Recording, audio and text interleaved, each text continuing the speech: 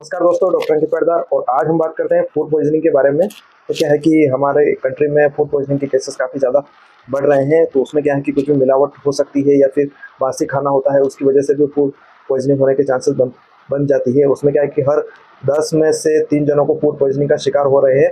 उसकी वजह कुछ भी हो सकती है, इंडाइजेशन हो सकता है या फिर कुछ भी अडल्टेंट मतलब कंटेंट रहता है।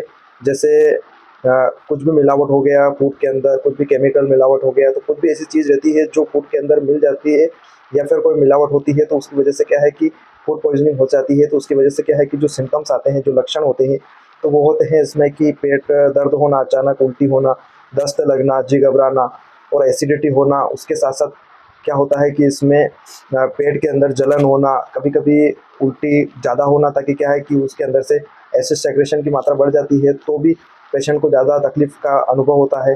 तो ये सारी कंडीशंस फूड पॉइजनिंग की होती है। और फूड पॉइजनिंग कोई आम समस्या नहीं है। इसमें क्या है कि बहुत सारे पेशेंट्स की डेथ तक हो जाती है, क्योंकि टाइम से अगर ट्रीटमेंट नहीं मिल पाता है तो पेशेंट को काफ़ी कठिनाइयों का सामना करना पड़ता है।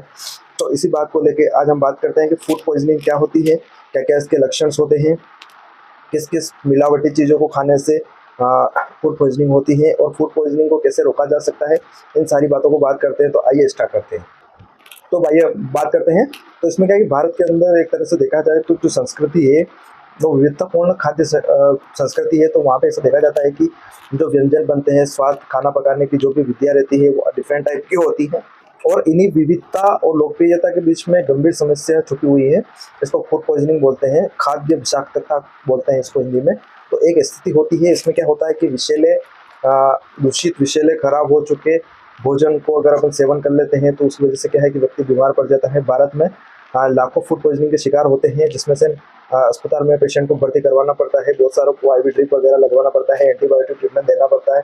तो उसमें क्या है कि जैसे उल्टी होती है पेशेंट को तो डिहाइड्रेशन भी हो जाता है, डायरिया हो जाता है। तो डायरिया होने के बाद में अगर अनकंट्रोल डायरिया है तो उसकी वजह से किडनी फेलियर होने के चांसेस भी बढ़ जाते हैं, क्योंकि क्या है कि किडनी के ऊपर वाटर कंटेंट कम होता है बॉडी के अंदर, तो प्रेशर पड़ने लग जाता है, तो उसमें भी समस्या बन जाती है।